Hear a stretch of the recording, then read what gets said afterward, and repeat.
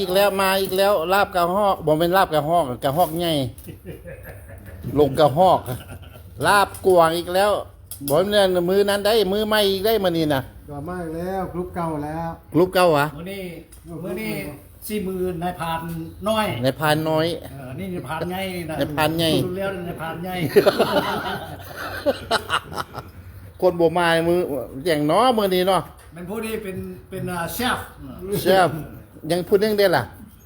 โอ้ยพูดนั่นลง แย ทาก งไปทางใดพูดอย่างนี้นะ แยกทางเลยวะโอ้ปากโซกเบื่อนั่นแหละโซกปากบ่ได้นั้นแหละมื้อนี้นะกวางเด้อ ตัวนี้เด้ นะ ตัวงออ่อน โอ้ต้องมีเด้ต้อง ป้า นั่นเด้ ป้าต้องหมอได้เห็นอะไร บ่เอาแต่น้ำมันซื่อ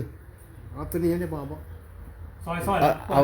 ซอยใส่หม้อนั่นเลย โอเค โอ้ยเอาบักตัวพริก อันนี้ก็ลงหม้อเลย เอา เดือนต้องหมอ ลูกหม้อมันหลายแล้วมันหลายแล้ว พ่อเราบอก พอกัน ขี้เพียพวกเจ้าเจอเนี่ยของแซ่บคือกันนั่นแหละ เด้อดีเด้อซอยเราเด้อสบายเด้อ เอาอีกแล้วบางนี่เต็มซาม ดีนี่ มันจะมีต้องการเนี่ย ใส่แล้ว อันเต็มสร้างควมเล่ามาจังได๋อ้างปะ สาม สาม ซามเอาตัวนี้บอกก็เดียวอันล้างถ้วยอันล้างอันนั้นเขาเมียก็กระมัง กะละมัง ว่าควมไทยอ่ะนะนั่นควมลาวอีกนะ เพราะว่าซอย เปล่าก็ภาษาลาวคนลาวก็ลืมภาษาเลยพวกเจ้าเด้ออ้างซะละโอ้ยนั่นแหละหนีจากกัน40กว่าปีบ่45 ปีบ่ออกเลย มาปี นั่นแหละเว้ายอกกันซื้อเด้อพวกเจ้าเด้อ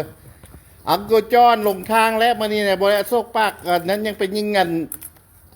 กวางรอบที่2ตัวแรง จิมมี่ หาอยู่ ซอกหาอังโกจ้ะนะ มาเด้อ ออกมาทางออกอยู่ 2ตู้คือเก้า2ตู้นี่ก็มา โอ้ครับสมรอ ครับว่า เป็นเรื่องแล้ว ยังบ่ได้พักก็มีลงได้นี่พวกเจ้าเบิ่งนี่ฮะโอ้ยอยากให้ค่อยซีมอีกแล้วมึงอย่าแน่นี่ เมื่อกี้ใส่บอก เอา ใส่มาพอแล้วเนาะให้กินข้าวเนาะ กินข้าวอะไร วั วัน นไร โอ้ยค่อยมันโอเคอยู่แล้วเอาบางนาวใส่อีกด้วย บ่พอแล้วของเรา พอหรอวะ อีแฟนเบิร์ตา เอาบีบใส่รถสั่น คือหมูส้มปานใด มันปลาลงมาหนึ่ง จากแล้วเจ้าเป็นเชฟ แล้วเขาค่อยจะสีเบิ้ง ในพานเด้อพวกเจ้าเด้อนี่เด้อเส้นยังบวกเหลือกอยู่หั่น สุดแล้วนั่นนายพานใหญ่จัดการ สุดนี้นายพานน้อยจัดการ น้อยการ ความหมายเคยใหญ่เคยน้อยเด้อพวกเจ้าเด้อ เอามาเฮ็ดกินกันอยู่คือกันกันในป้านี่ล่ะเบิ่งเนี่ยเดี๋ยวออกข้างนอกคือกันกับป้านี่ ไปยิงเท่าไหร่6 โมงเช้า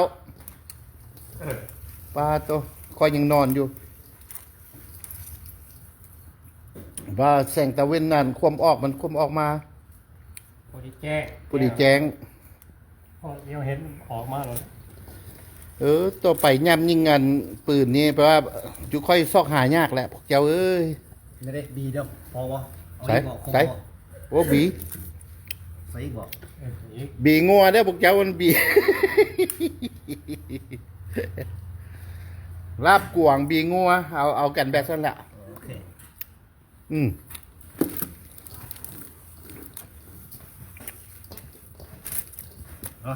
พักลงเลย และบีเอาพวกเจ้าเฮ็ดนำกัน มาเด้อพวกใหญ่ยากบ่ฮู้ที่อยู่แล้ว บ่ฮู้ที่อยู่คอยมันจะมากินคอย ยืนจะทางมาก ชื่อแต่ทางก็จะบอก แน่ไทยนะพอตูเลยแน่ เออ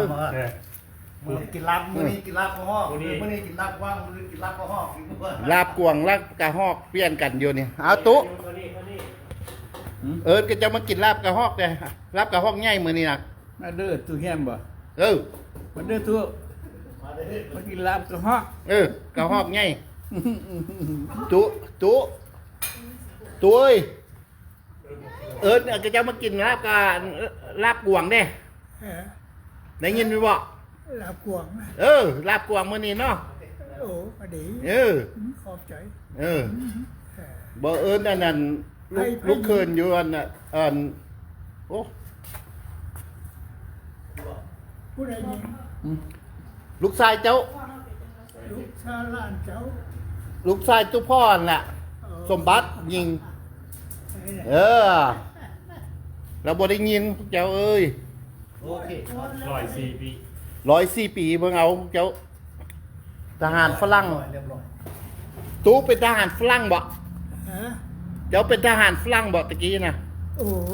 อาหารฝรั่งแร่แหละ พวกเจ้า104 ปีเด้อนึงเบิ่งเอานี่มีแต่หูเราบ่ได้ยินซื่อ โอ้ทดจองทนควันละว่า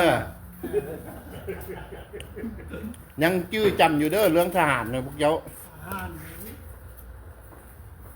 ยังแค่วอันทำมาละโอ้ปั่นน้ำพุ่นน่ะปลาตกเรากันโอ้ยบุญมีไผได้มาเรา104 ปีนี่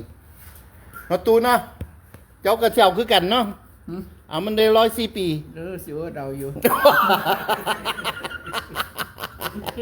ซีอุดเอาอยู่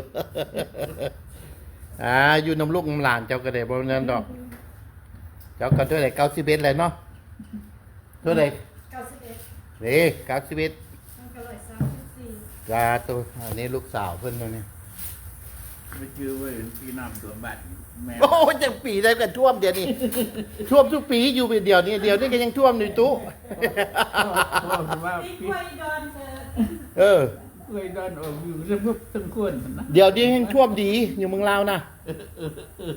เอาชื่อได้แต่ตัวนั่นแหละ จะเข้าปีน้ำเพื่อเอาท่วมอีกแล้วทางไตพุ่น โอ้